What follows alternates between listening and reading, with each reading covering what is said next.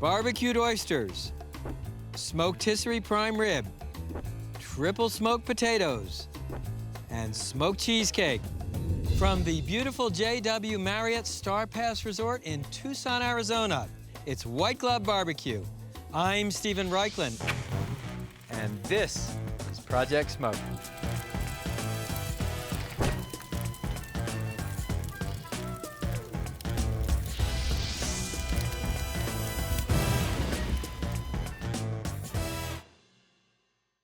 For most of us, barbecue is a meal you eat down and dirty. Today's show features a sophisticated menu designed to raise smoking to the level of art. I give you a white glove barbecue, complete with smoked rotisserie prime rib and smoked cheesecake.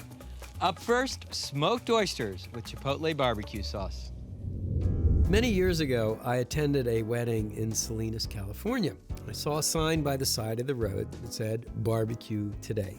So of course I screeched my car to a stop. And what did I find? Not beef, not pork, but oysters, 1½ shell, sauced with barbecue sauce, and cooked on a wood-burning grill.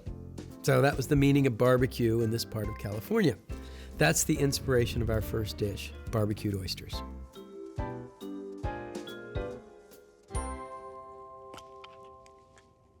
Is there anything as delectable as a fresh oyster on the half shell? How about that same oyster, fragrant with wood smoke? For our first dish, think bliss on a half shell. You'll never think about oysters quite the same way. First, the barbecue sauce. It starts with ketchup, honey, cider vinegar, soy sauce for a note of umami, Worcestershire sauce, and 2 spicy ingredients, freshly grated horseradish and minced chipotle chilies.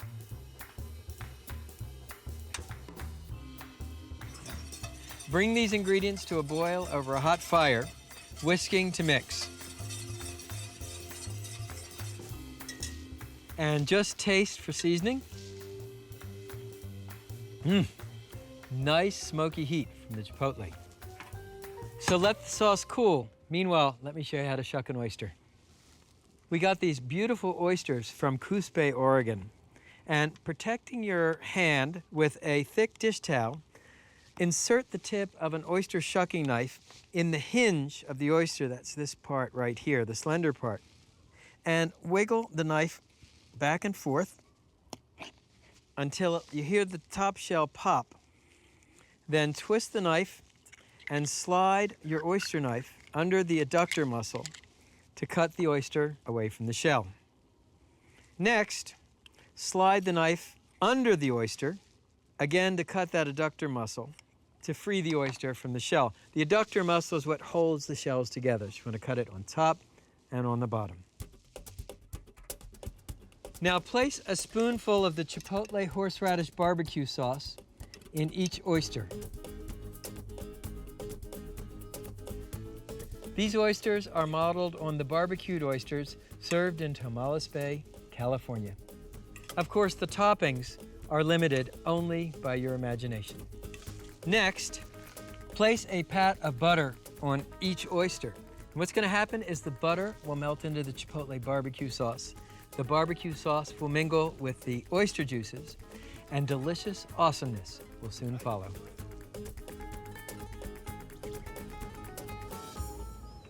I'm cooking the oysters on a pellet grill. It's fueled with these hardwood pellets. I'm using cherry.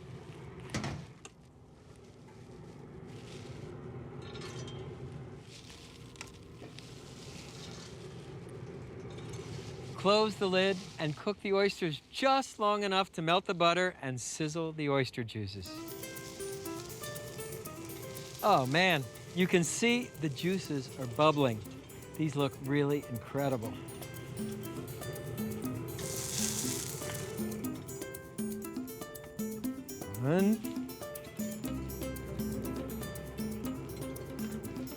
So here are your barbecued oysters. I like to serve oysters on a bed of salt so the juices won't tip. And let's try it.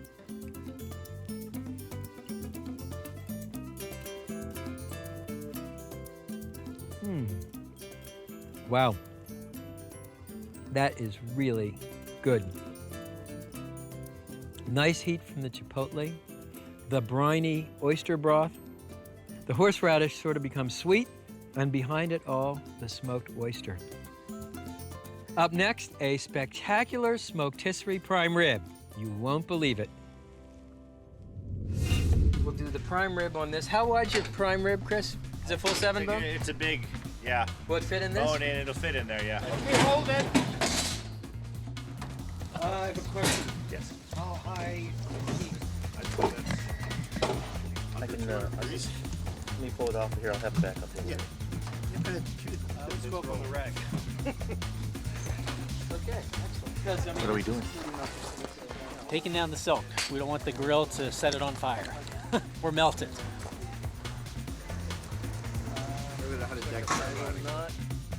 Prime rib may be the most expensive hunk of meat you ever invested. Surprisingly, preparing it is monastically simple. Our next recipe uses 2 live fire cooking techniques, rotisserie roasting and direct grilling over a wood fire.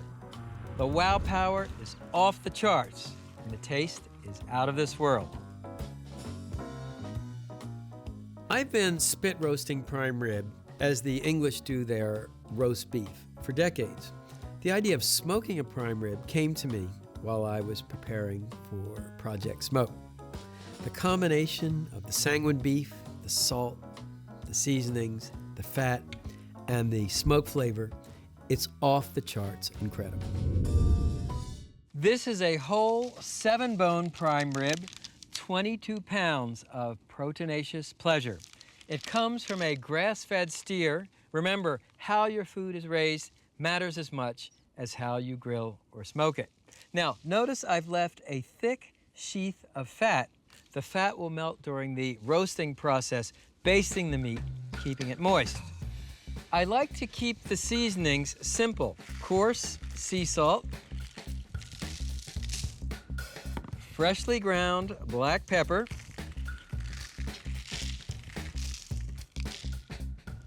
dried oregano, and hot red pepper flakes. No elaborate marinades, no elaborate rubs. You really want to keep the focus on the beef. So turn your prime rib over and season the back the same way.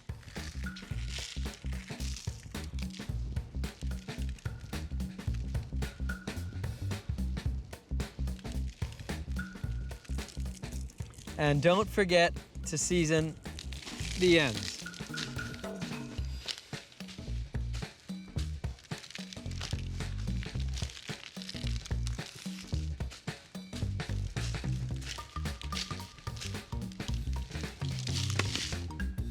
Next, thread the prime rib onto the spit. So find the halfway point between the end of the ribs and the top of the roast and insert the spit. Just run it all the way through the roast.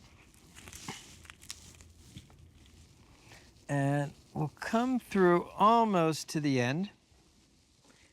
Then place the prongs on the spit and use them to secure the prime rib. Tighten the lock screw with your finger, then use a fork to secure it in place. Now, place the other set of prongs on the other end of the spit. Insert the prongs into the roast, tighten the lock screw, and again, use a fork to snug it shut. To cook the prime rib, I'm using a South American-style wood-burning grill and rotisserie. I built an oak log fire in the firebox and burned it down to embers. Another feature of the South American grill is a grilling mechanism that raises and lowers above the fire And this is how you control the heat.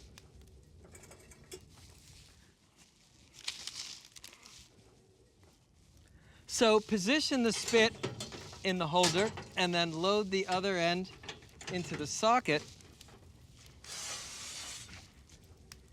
and install one of the grilling grates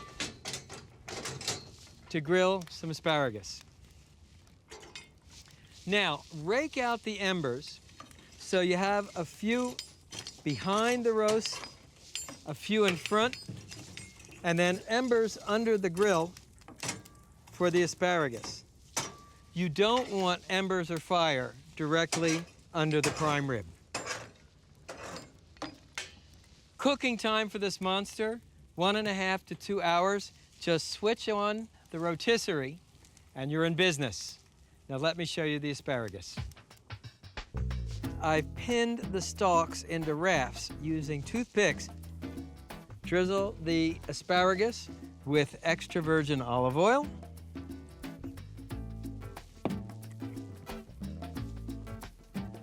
And season with coarse sea salt and freshly ground black pepper.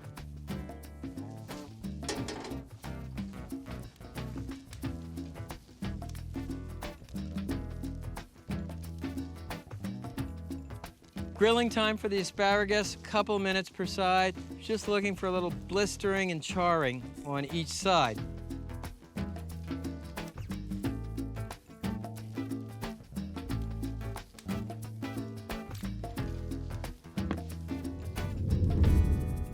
Check out this prime rib. It looks spectacular. Let's check the internal temperature. You want it to be between 100 and 110 degrees.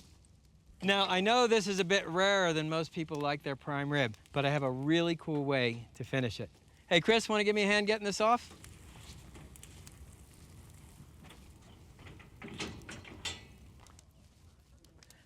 Thanks, Chris. You bet. Chris runs our field kitchen.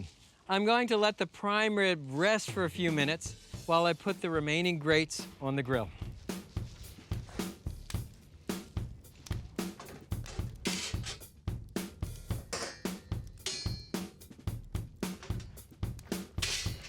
Now back to the prime rib.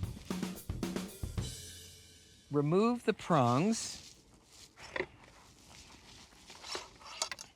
and remove the spit from the prime rib. Now lift up the prime rib and cut it into 7 monster steaks. 1.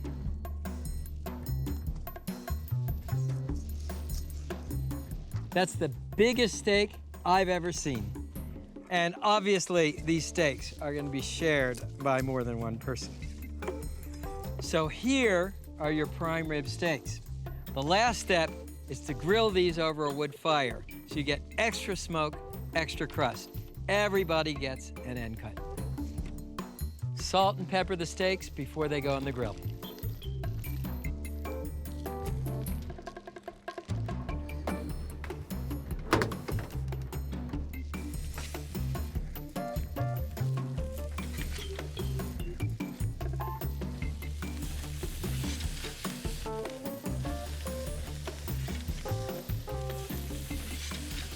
And if the fire gets too hot, raise the grate.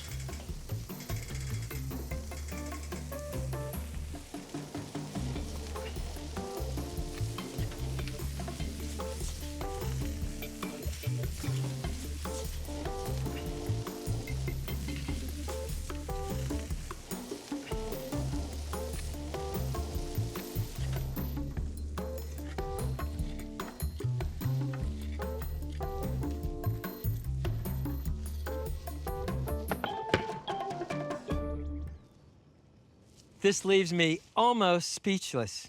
The wood aroma just coming up right at you. The surface beautifully charred. Take a steak. Now to carve the steak for serving, first carve the meat off the bone, then cut it vertically into slices. The knife glides through this beef like through butter.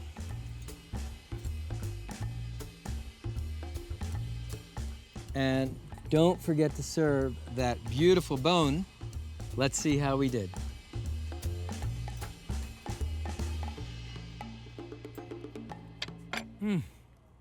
This is amazing. It's tender like prime rib with that primal char of steak. Wood flavor, not overpowering, subtle but thoroughly infused in the meat. Maybe the best beef I've ever tasted.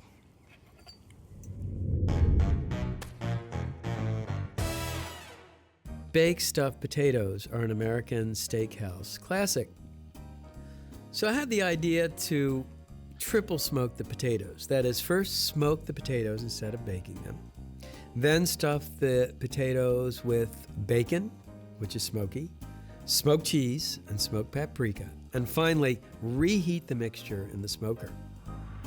If you think a stuffed baked potato is great, wait until you try this one.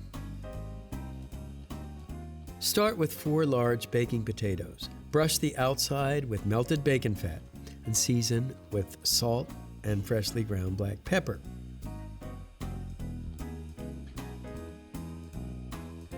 Smoke the potatoes in a smoker preheated to 375 degrees. When the potatoes are tender, cut in half, scoop out most of the flesh.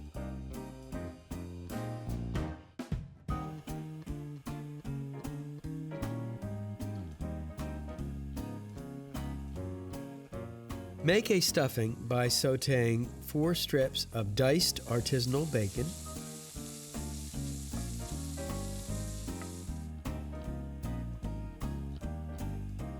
then add butter, scallions, coarsely grated smoked or white cheddar cheese, sour cream, and Spanish smoked paprika.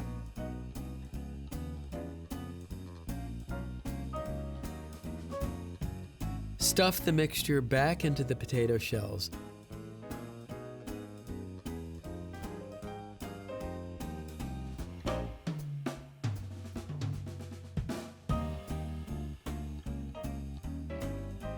Just before serving, reheat the potatoes in the smoker.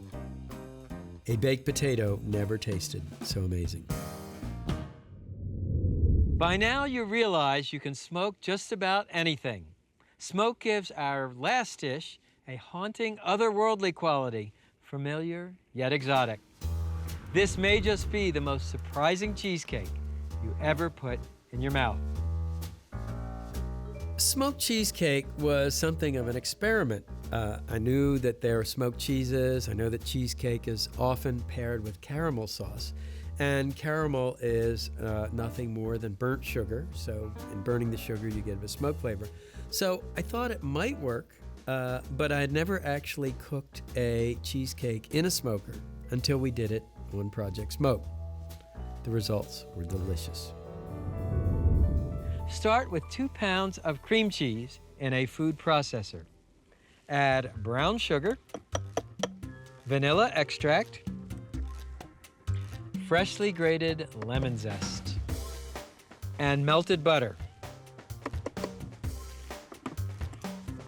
Turn on the food processor on low at first, then high. You may need to scrape down the processor bowl a few times.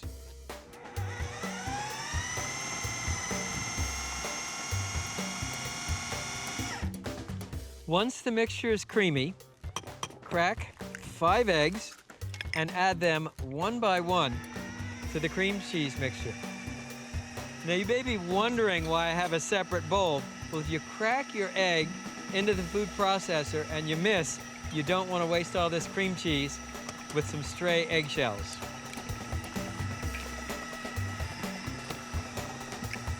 Three. And 5.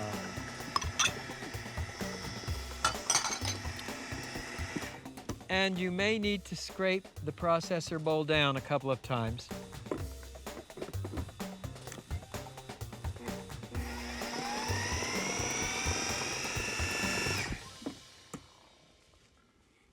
Now, take out the blade and scrape it clean.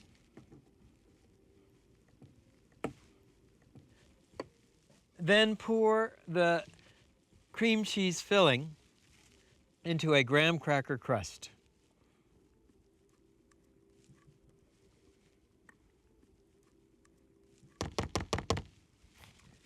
Give the cheesecake a few taps to knock out any air bubbles. To cook the cheesecake, I have fired up an electric smoker. I fueled it with maple wood, and I'll just put the cheesecake in the smoker. Set the temperature to 300 degrees. Cooking time will be about 2.5 to 3 hours. While the cheesecake smokes, a burnt sugar sauce to go with it. Start by pouring sugar and water in a hot pan. Stir to mix. And cook this mixture to a dark caramel. Now whisk in the heavy cream. It will erupt with a Vesuvian hiss. And finally, your vanilla. And there's your burnt sugar sauce to go with your cheesecake. It's 2.5 hours later. The cheesecake should be ready. Wow, how awesome is that? Let the cheesecake cool. You can see it's done. The crust has started to pull away from the sides of the pan. And if I shake the pan, the cheesecake looks firm. So all we need to do now is taste it.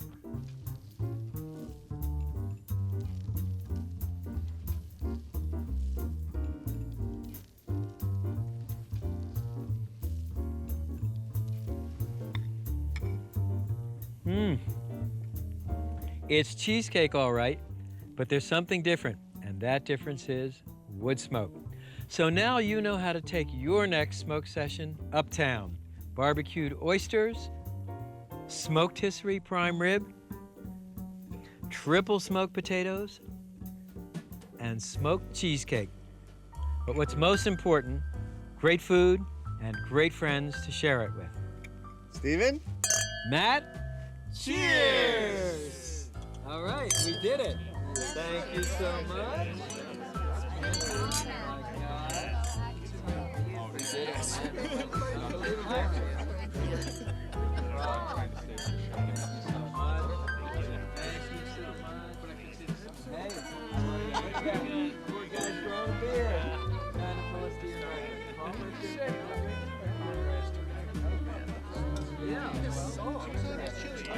Everyone's back.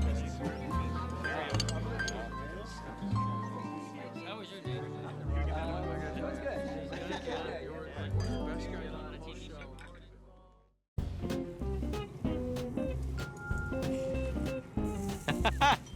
Insert your skewer. And then freeze, or what? No, okay, sorry. Once the mixture is creamy,